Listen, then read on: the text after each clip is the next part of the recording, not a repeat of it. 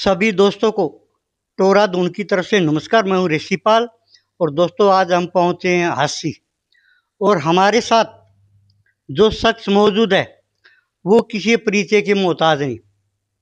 आपने यूट्यूब पे काफ़ी चैनलों पे देखा होगा मलिक साहब, और आज हमारे से भी मुलाकात होगी।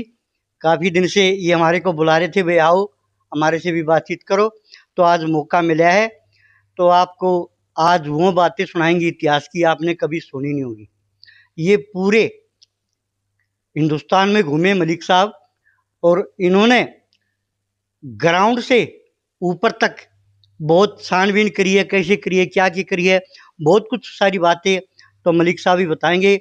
और कई भाई हमारे इनका पूरा एड्रेस नहीं बताते, हम पूरा एड्रेस बताएंगे और इनके मुंह से सुनाएंगे। तो मलिक साहब आपका स्वागत हमारे चैनल पर। आपको भी और आपके प्रिय दर्शकों को भी मेरी तरफ से हाथ जोड़ के नमस्कार। एक बार हमारे दर्शकों को अपना पूरा एड्रेस बताओ। मैं बलराज सिंह मलिक, सनोप श्री हीरालाल मलिक। हाँ जी। और गांव उमरा सुल्तानपुर, हाँ जी। तहसील हांसी, जिला हिसार। हाँ जी। हाँ, तो हांसी में ठिकाना आपका एक बार बता दो कहाँ ये अनाज मंडी हांसी में है ठिकाना हमारा। कै नंबर दुकान है ये? आड़ती हैं हम, 67 नंबर दुकान है ये। देखियो मलिक साहब ने बताइए 67 नंबर दुकान है। जब भी आना चाहो यहाँ से संपर्क भी कर सकते हो। और फोन नंबर भी बता दो आपका। हमारा 98 128 41 422। एक बार और दोहरा दो। 98 128 41 422। तो हम शुरुआत करते हैं मलिक साहब से ही। मलिक साहब, आपका हिंदुस्तान में बहुत बड़ा गोत्र है। आपका तो ये समझ लो एक सिक्का चलता है मलिक गोत्र का, और हमने भी मलिक गोत्र की काफ़ी चर्चाएं सुनी हैं। आप ये बताइयो, पहले आपको गठवाड़ा कहते थे और अब मलिक, तो इसमें क्या फर्क है हमारे दर्शकों को? इसमें दोनों साहब ऐसा है कि गठवाड़ा तो है हमारा गोत्र। हाँ जी। जो मूल गोत्र है। हाँ जी। और ये है मलिक एक उपाधि। अच्छा, उपाधि मिली हुई है। हाँ, उपाधि मिली हुई। किसने दी उपाधि? जिस तरह सरदार की उपाधि है, या अपने जमींदार की उपाधि है। हाँ जी। या ठाकुर की उपाधि है, बनिए की सेठ की उपाधि है। हाँ जी। तो ये उपाधि द्वादन हमें समय समय पे द्वादन मिलती रही है और छीनती भी रही है। अच्छा जी। हाँ, बादशाही के टाइम में हमारे से एक बार ये छीन भी ली थी। अच्छा, छीन भी ली। हाँ, ये एक सरदार के टाइप का पद होता था, जिस तरह अपने सेना के पद होते हैं ना, इसी ढंग से मलिक द्वादन, जिस तरह अपने द्वादन मतलब कर्नल हो गया या ब्रिगेडियर हो गया या अपने कैप्टन हो गया द्वादन, जो ऑफिशियल जहाँ से शुरू होते हैं, तो इस ढंग से उनका द्वादन आर्मी में भी योद्धा होता था। सामाजिक तौर पे भी इसकी मान्यता और राजनीतिक तौर पे भी द्वादन, दरबारों तक द्वादन इसकी काफी होती थी। मलिक साहब, हमारे वैदिक धर्म में घूंघट नहीं होता था पहले, ठीक है, और घूंघट कब होया, कैसे होया, इसके बारे में भी हमारे दर्शकों को एक बार विस्तार से बताना। देखो, ऐसा था कि उस टाइम, जिस टाइम अपने सतयुग बोलते हैं ना। हाँ जी। सतयुग एक अच्छे टाइम की बात है, द्वादन सतयुग। अच्छा, जिसमें अपराध कम हो, अच्छाई ज्यादा हो, बुराई कम हो। हाँ जी। और सबको समान तौर से द्वादन जीने का अधिकार हो, ऐसे युग को द्वादन सतयुग बोला जाता था। और फिर जब हमारे अंदर कोई विकृतियां, कोई कमियां, कोई किसी किस्म की द्वादन मतलब त्रुटियां आने लगी समाज में, तो उस टाइम के बाद में द्वादन, धर्म किसको बोलते हैं? अब धर्म यही है कि जो हमारे असूल है, जिस ढंग से हमने चलना चाहिए, वे कमा के खाना चाहिए, या अपने द्वादन सद आचरण का पालन करना चाहिए, या अपने नियम पालन जो समाज के हैं द्वादन मतलब है, उस ढंग से हमें जीना चाहिए। उसका जीने की जो कला है, उसका नाम ही धर्म है। तो जब इसमें कोई कमी आने लगी, कोई ढींगा मस्ती होने लगी, या धक्काशाही होने लगी, या अनैतिक तौर से द्वादन इसका वो होने लग गया, तो पर्दा अकेला नहीं है। जंगली जातियों में हम देखते हैं द्वादन, वहां औरतें द्वादन मतलब इससे अपने पेड़ पौधों के रस निकाल के उनसे अपना द्वादन रंगीन बना लेती थी चेहरे। या कई जगह गारा लगा के द्वादन, आदिवासी वगैरह में देखा और मैं परंपरा उनकी देखी, तो वो भी शक्ल को मिट्टी वगैरह से और चीज से लगा के द्वादन पर्दे की तरह कि अपने आप को द्वादन अपनी सुंदरता छुपाने के लिए लगा लो। अच्छा जी। कि वो सुंदरता कह लो चाहे अपनी इज्जत कह लो, बचाने के लिए। नहीं, मैंने पूछा मलिक साहब, तो पर्दा घूंघट की बताना। हाँ, घूंघट उसी में से है ये। हाँ जी। वहाँ जिस तरह आदिवासी अपने आप को द्वादन गारा लगा लेते हैं, मिट्टी या रंग रोगन या और चीजें जो जंगली जातियां होती थी, तो अलग अलग इलाके में अलग अलग परंपरा होती थी। तो ये भी एक गुलामी का प्रतीक रहा। अच्छा जी। हमारे यहाँ शुरू से द्वादन मतलब ये ऐसा नहीं होता था जिसको वैदिक काल आप बोलोगे, या अपना द्वादन मतलब बौद्ध काल तक भी द्वादन मतलब बौद्ध काल से पहले और महाभारत के बीच में द्वादन ये शुरुआत हुई थी जब। ठीक है ना। अच्छा, एक हमारे दर्शकों को कलानौर का कोड़ा मलिकों ने तोड़ा है, आपका इतिहास में बड़ा नाम रहा है, उसके बारे में और बताना, कैसे तोड़ा, कब तोड़ा? वो बस यही बातें थी अपनी परंपरा बचाने वाली, जो आप बात कर रहे थे ना, अपनी इज्जत वाली बात है। जो बात हमारी इज्जत के खिलाफ जाती थी, जो मामला जाता था उसके खिलाफ द्वादन मतलब हमने हमेशा संघर्ष किया है, वो चाहे आज भी हो। इज्जत की खातिर द्वादन आदमी ये नहीं देखता कि मैं कैसा बच रहा हूँ, कैसा रह रहा हूँ, या मेरे पास के हिसाब किताब है द्वादन, वो ये नहीं देखता। वो द्वादन मतलब ये देखता है मर्यादा खराब ना हो जाए और अपनी इज्जत के साथ द्वादन में जीऊं। अच्छा, एक हमारी पुरानी परंपरा रही है जी, खाप। तो कितनी ये खाप है जी, कब से ये खाप की परंपरा चली है हमारे? अब खाप अलग अलग कहो तो भारत में जो मौजूदा टाइम में खाप है द्वादन में, एक एक खाप आपको बता सकता हूँ। हाँ जी, समझे ना। कुछ बता दो, कुछ बता दो। हाँ, कुछ कहाँ के पूछोगे, अपने जींद डिस्ट्रिक्ट की पूछोगे, हिसार की या रोहतक की या पूरे हरियाणा की बता दो, कितनी खाप है टोटल? तो पूरे हरियाणा के तो जिले वाइज द्वादन आप ले लो, आप पूरे हरियाणा की तो बहुत लंबी लिस्ट बन जाती है। ज्यादा हो जाएगी वैसे, गिनती बता दो ना, जींद में इतनी हिसार नहीं, में मैंने तो गिनी तो हाथ नहीं, बाकी सर्वे कर रखा है सारे का। अच्छा जी। और क्या, मैं तो एक एक जगह गया हूँ तकरीबन द्वादन, कोई खाप तो ऐसी कह ही नहीं सकते कि मेरे यहाँ मलिक नहीं आया था। अच्छा जी, एक बात, हरियाणा में जो जाट कम्युनिटी से जुड़े हुए हैं वो कितने राजा थे हरियाणा में? हरियाणा में क्या, ये तो तकरीबन द्वादन मतलब है जो जुटे रहे हैं अपने द्वादन मतलब मार्शल कौम को ही ले लो आप। अच्छा जी। अब कई इतिहासकार कह देते हैं कि ये राजपूतों में से निकले हैं जाट, और इनसे भी पुराने इतिहासकार लिखते हैं कि भाई द्वादन मतलब जाट में से ही राजपूत निकले हैं। अब हम उस विवाद में तो पढ़ना नहीं चाहते, क्योंकि हमारे से पहले की बातें हैं, अलग अलग लेखकों के विभिन्न राय होती हैं, और उन पे हम द्वादन मतलब अपने हिसाब से अपने दृष्टिकोण, जिस तरह पृथ्वीराज चौहान है उनके नाम पे विवाद कर दिया, तो कहते हैं राजपूत कहते हैं हमारे थे, गुजर भाई कहते हैं हमारे थे, और जाट कहते हैं हमारे थे, और इसी ढंग से चाहे कोई यादव वगैरह कल न कह दे भाई हमारे थे। हमारे सबके गोत्र मिलते हैं वहाँ। आज आपके जो गोत्र मिलते हैं ना, जाट जाति की विशेष तौर से आप बात कर रहे हो, तो राजपूत से भी आपके गोत्र मिलते हैं। मैं आपको 20-30 गोत्र द्वादन आप पूछ लो मेरे से कौन से मिलते हैं, बता दो। जिस तरह तोमर है, तोमर वहां भी है, यहाँ भी है, पवार है, पूरे वंश है ये, गोत्र नहीं है। गोत्र तो इनमें से कई कई गोत्र निकले हैं, मैं वंशों का जिक्र कर रहा हूँ। चौहान वंश है, चौहान वंश में से भी काफी द्वादन मतलब गोत्र निकले हुए हैं, उसमें से अपने जाट के गोत्र भी हैं और राजपूत के भी हैं, यानी मिलते जुलते, गुजर के भी हैं, हाँ, और यहाँ तक के अपने यादव के भी हैं। और फिर जाट में से पूछोगे तो तकरीबन जातियों के निकले हैं, जो आजकल जाति का रिवाज बना देते हैं ना, क्योंकि जाति कोई जाति नहीं थी, ये हिले थे अपने। अच्छा, जाट जाति कोई जाति नहीं थी ना, बिल्कुल नहीं, ये एक नस्ल है। अच्छा, एक नस्ल है। हाँ, मार्शल नस्ल है ये। तो फिर नाम कैसे टिका जी इसका? नाम इसका कमाल की बात है, ये तो पुराने आप द्वादन मतलब वेदों में भी देखोगे, वहां भी द्वादन मतलब इसका जिक्र पाओगे, समझे ना। हाँ, शिव संहिता आती है, द्वादन मतलब है उस टाइम में शिव जी महाराज के टाइम तक की द्वादन मतलब ये प्राचीन जाति चली आ रही है। जो अपना उत्थान कह लो द्वादन इसका, यहाँ से निकास कह लो अपना द्वादन हिमालय से होया है। अच्छा, हाँ, शिव जी महाराज के टाइम में। अच्छा जी, मलिक साहब, पहले जाति बनी कि या गोत्र बने? अरे गोत्र तो कल की बात है, नहीं गोत्र तो अपनी पहचान थी। अच्छा, जाति तो कल की बात है।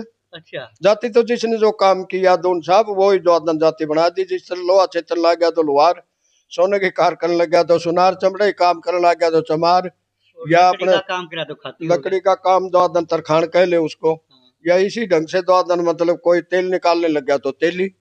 अरे ये तो सब आपके गोत्र मिलते हैं उनसे, है? अब हमारे जो प्रमुख गोत्र हैं उनमें से द्वादन मतलब आपको जो SC BC जो क्लास बना रखी हैं, इनमें सब में हमारे गोत्र मिलते हैं आपस में, समझे ना। अच्छा जी, एक और हमने देखा है आके पहले भी राजाओं के टाइम की भी हम सुनते हैं, जो भी अंगरक्षक होता था राजा, वो तकरीबन बॉडीगार्ड होता था वो जाट को रखता था। इसका नहीं, ये तो मार्शल कौम को देखो, मैं बताऊं आपको कि मार्शल कौम का ही रखा जाता था, क्योंकि अलग अलग व्यवसाय थे।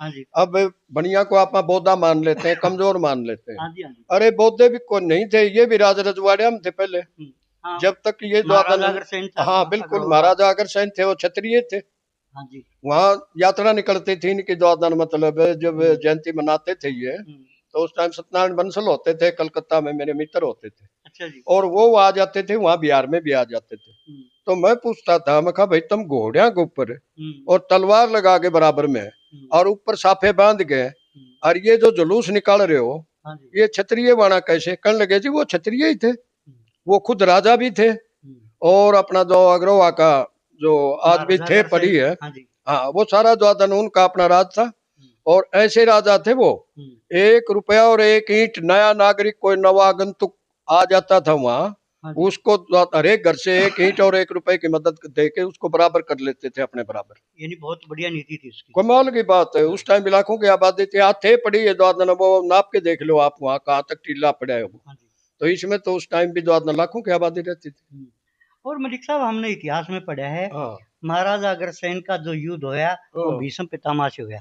और भीष्म नहीं भीष्म नहीं पिता, नहीं हाँ नहीं जी, नहीं, ना मैंने ना इतिहास में पढ़ा है, ना ना ना झूठ ना। सच का हमने नहीं पता। देखो मैं बताऊं आपको, हम्म, भीष्म पितामह तो हो लिए बहुत टाइम में द्वादन, आज नहीं, से 5,500 हुए साढ़े हैं। 5300 साल हाँ पहले हाँ द्वादन महाभारत काल हुआ है। हाँ, ठीक नहीं, बोले। महाराजा अग्रसेन तो बहुत बाद में होता इतिहास में लिखा है जी। है। नहीं ना, नहीं, इतिहास तो तो गलत लिखा देखो फिर वो। अलग अलग इतिहासकारों के अलग अलग राय होती है, अच्छा जी। और उनके ऊपर चर्चा होती है, उस हम्म, विषय के ऊपर द्वादन बहस का विषय है ये, हम्म, समझे ना, चर्चा का विषय है। अच्छा जी। हाँ जी।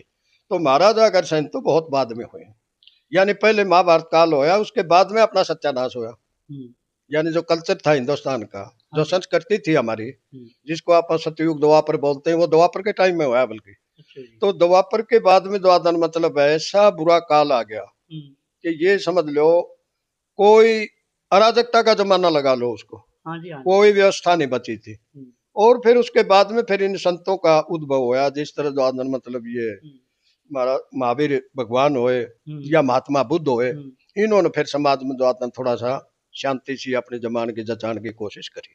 अच्छा, एक हाँ राजा हाँ की हमने और सुनी, हाँ हाँ हर्षवर्धन। हाँ हाँ। उसके बारे में और बताना तो हमारे वो दर्शकों को। बहुत काल में हुए हैं। अच्छा। हाँ वो हुए 637 ईस्वी को, उनका काल गिनते हैं हम, अच्छा जी। 637 से हम्म, 641 तक। अच्छा जी, वो हाँ किस वो धर्म बौद्ध धर्म से, बौद्ध धर्म से हाँ थे वो। बौद्ध धर्म अपना लिया था उन्होंने, अच्छा जी। बुद्धिस्ट थे वो। अच्छा जी। और यहाँ अफरा तफरी मची हुई थी, हम्म, उन्होंने फिर अपनी व्यवस्था बनाई अच्छा जी। और अपने राज्य कायम किए। हम्म, ये इस तरह था।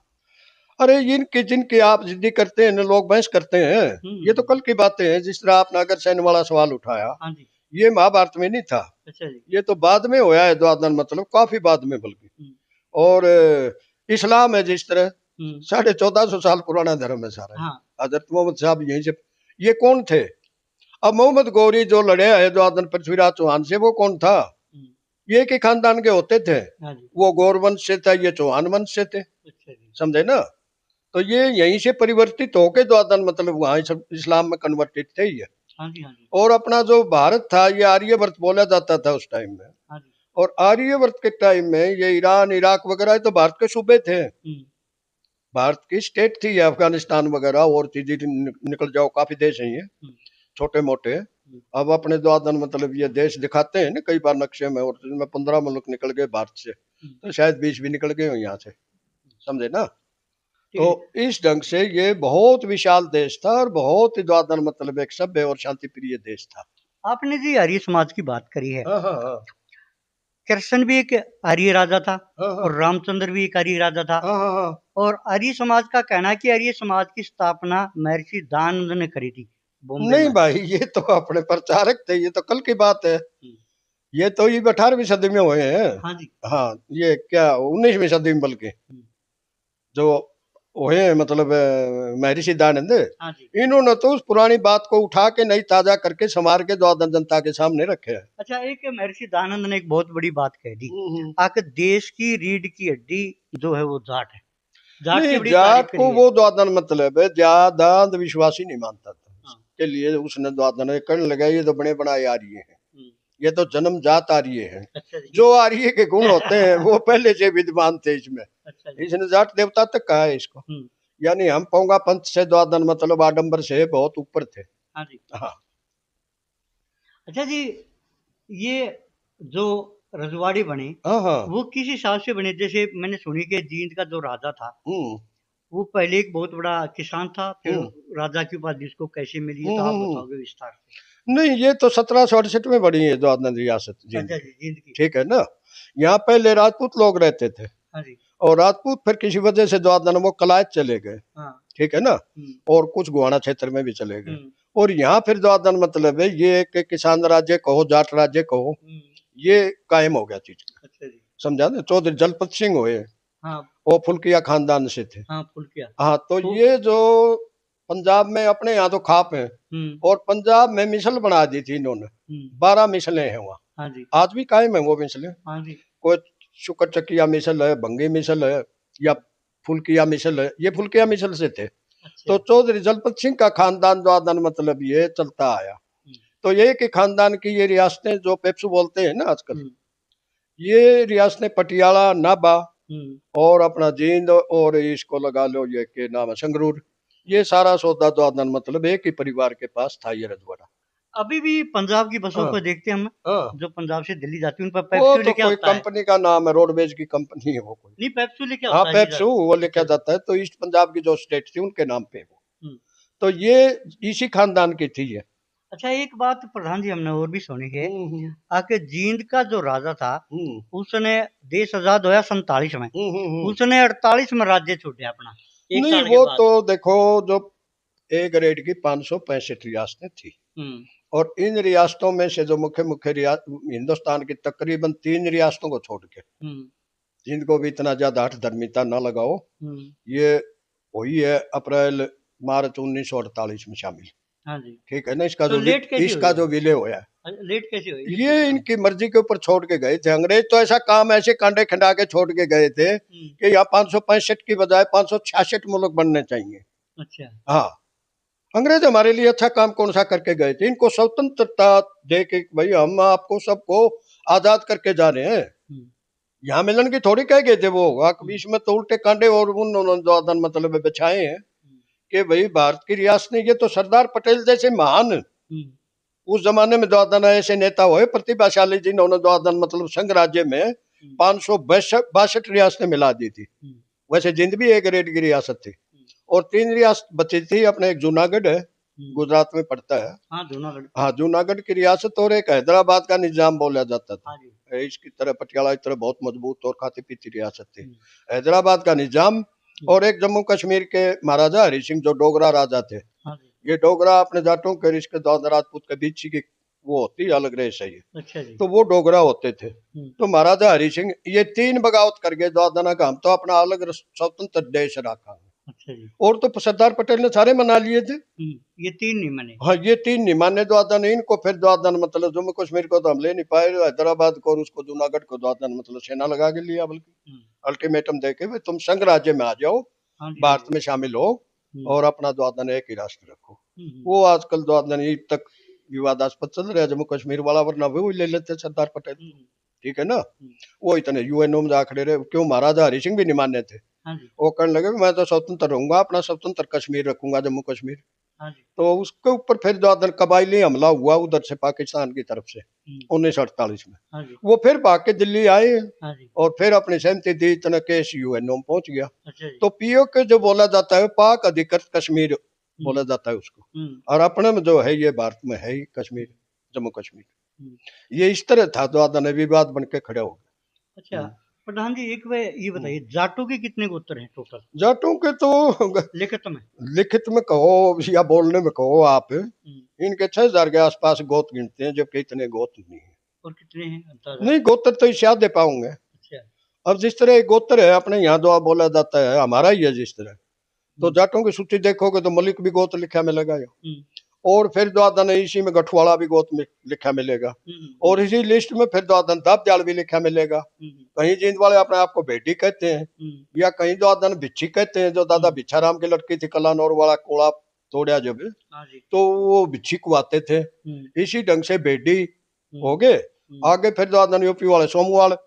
तो ये अलग अलग अर्गोत एक ही है ये। इस तरह से आ गए।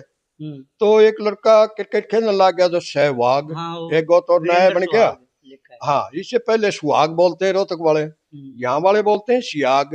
राजस्थान में जाओगे तो बोलेंगे शाग या सियाग, है ही नहीं आता उसमें। तो फिर बोला भी इतिहास में तो सियाग ही लिखा अरे है फिर जी। बोला भी कह देते हैं बीच में। अच्छा सब तो बोलने में सियाग भी नहीं बोलते ना सब। अच्छा। है आप वहाँ कुछ नहीं लगाते। तो एक एक गोत के छह गोत बना रखे हैं आपा ने इस ढंग से, तो आप चाहे 8,000 की सूची बना लो, ठीक है ना। तो एक एक गोत के अलग अलग द्वादन, मतलब मैंने उदाहरण दे के आपको बताए हैं। कई कई जगह द्वादन मतलब इसका उल्लेख एक ही गोत का कई जगह कर देता है, भाषा भेद का अंतर है। मलिक साहब आपसे बार बार मिलते रहेंगे। एक बार ये बताना, जो हमारे जो नौजवान हैं, मैं कहूँगा नशे की तरफ ज्यादा भटक रहे, उन नौजवानों को क्या संदेश देना चाहोगे? देखो भाई, एक बात और है, हम तो आप लोग तो जो सामाजिक आदमी तो चरित्र निर्माण की सोच रहे हैं, और ये लोग धक्के थे जो चीज हम नहीं मांग रहे हैं, जो आदन हमारे ऊपर थोपी जा रही है। अब जिस तरह जो आदन मतलब ये ठेके खोल दो, पहले तो शराब के आदि बना दिए, और फिर ठेके अनिवार्य करे, स्कूल बंद होने लग रहे हैं और ठेके खुदन लग रहे हैं। ये अपना पुनिया गोत्र है, जो उल्लेखनीय गोत्र है अपने क्षेत्र के, इनके सबके द्वादन मतलब किन किन जातियों में द्वादन नहीं पाए जाते वो बता दो। चलो ठीक है जी, गुत्तों की बात हाँ थोड़ी हाँ। लंबी है। तो दोस्तों, आप भी कमेंट करके अपनी राय दे सकते हो। मलिक साहब ने पुरानी बातें बहुत कुछ बताई इतिहास की, और फिर से मैं इनका धन्यवाद करना चाहूंगा जी। जय हिंद, जय भारत। नमस्कार।